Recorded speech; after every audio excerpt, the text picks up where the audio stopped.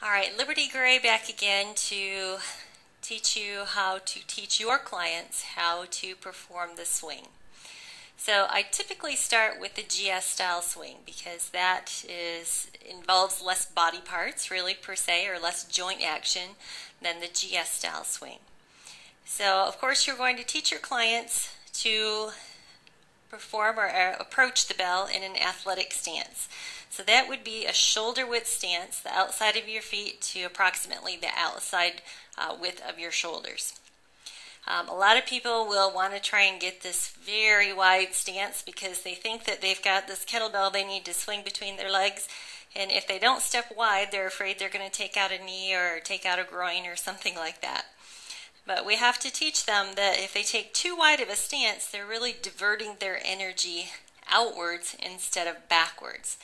So by getting this stance a little bit narrower, just enough so you can get the kettlebell between your legs, you're going to have to hike the hips backwards, and you're creating a lot of tension or loading in the hamstrings, glutes, and the posterior chain. Whereas if I'm in a very wide stance, a lot of times people really just want to go up and down. So we want to try and get away from that by again getting into what I call an athletic stance, or your wheels underneath your car. Then approaching the kettlebell, so many of your clients will want to reach forward and grab their bell out in front of them. So what that does is places a lot of strain on the lumbar spine. So if you can imagine, anytime that you have a weight out in front of you and you're bending forward, this part of your body is going to be taking a lot of the hit, a lot of strain.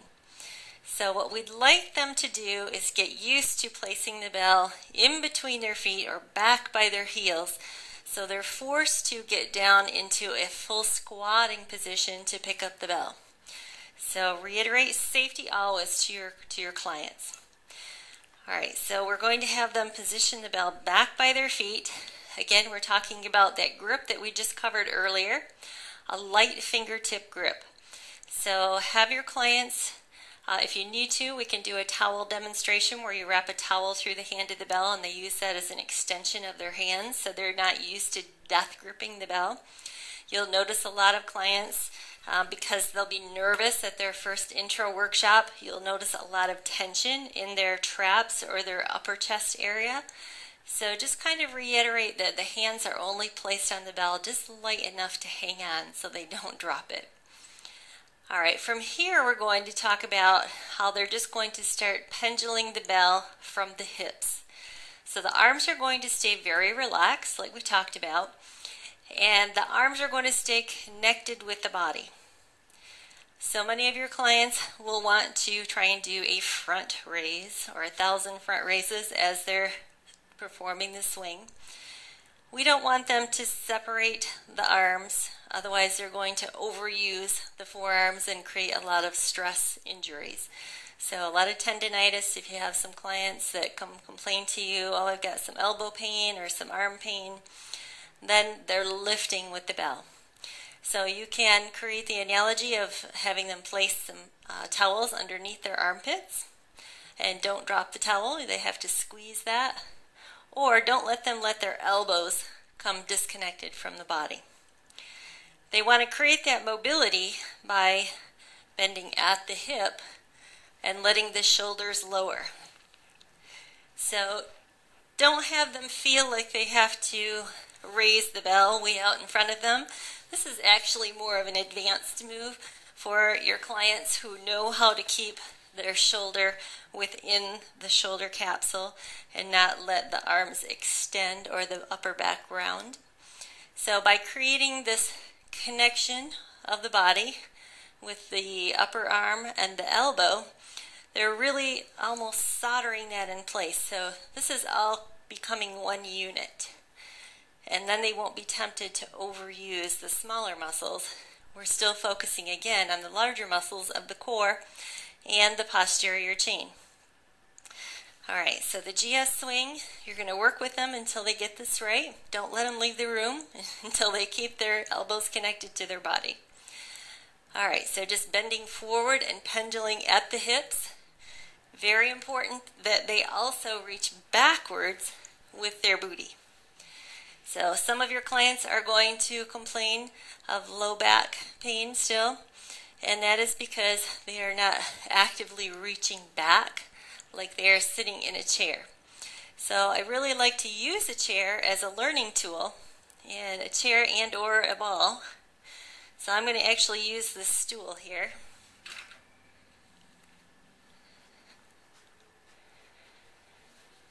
And I'm going to have them practice. This can be done with a simple folding chair or any kind of tool. I'm going to have them practice sitting by bending at the hip joint first.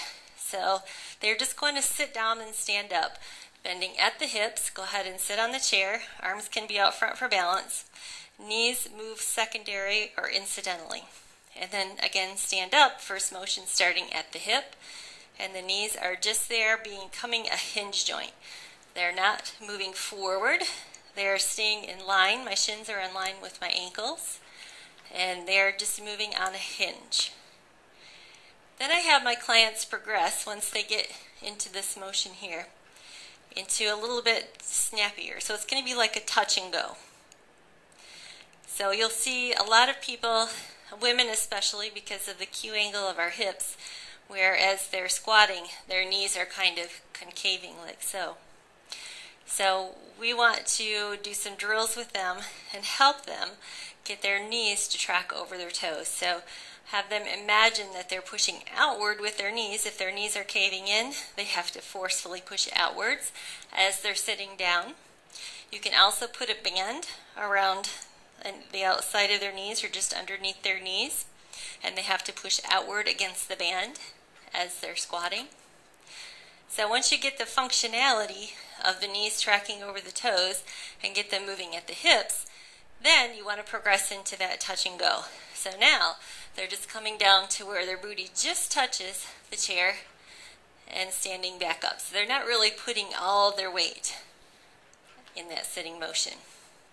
And as you can see, this resembles a lot of the hard style swing. Once they've got that technique down, then we talk about hip extension. And really, extension is when the hips are pressed forward and the glutes are locked tight.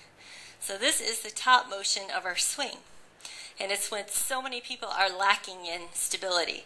So you'll see a lot of people a timing imbalance where they're pulling with their hands. The hips are coming through, but this is what their pelvis looks like at the top of the movement.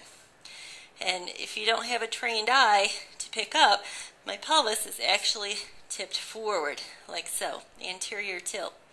We want to tuck the pelvis under, and that is going to create a great foundation for the top of your bell.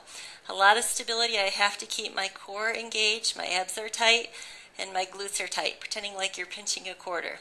So I call this standing tall like a Russian. So we're going to teach your client to do that touch and go motion with that extension at the top. Sometimes I use the analogy that it's the John Travolta hip thrust. I get kind of a kick out of that. So you're doing your touch and go and extending. So your hip thrust here to here. All right, then I talk about the breathing technique. So the breathing also follows, if you're a weightlifter, it's the exhale on the hard part of the exercise. So as I'm coming up and I'm really engaging that muscle, firing that muscle, I'm also exhaling and bracing the abdomen. So inhale, exhale. All right, so that's how I start my clients out in learning the swing. Then I take their chair away from them and I have them go back to this GS style swing. So again, positioning the bell back by the heels or back by the feet. Having them do a hike to get the kettlebell, loose fingertip grip on the bell, arms connected to the torso, and have them start doing that bend, lowering the shoulders. That's going to be something that you'll find a lot of people want to stay too upright, so their back swing won't be very deep. So they almost need to come down horizontal. You can place a clipboard behind them and have them touch the clipboard. So you're going to place it like a foot behind, so they have to actually hike the bell very, very deep to get it to touch, and then they get that audio feedback of it hitting the clip.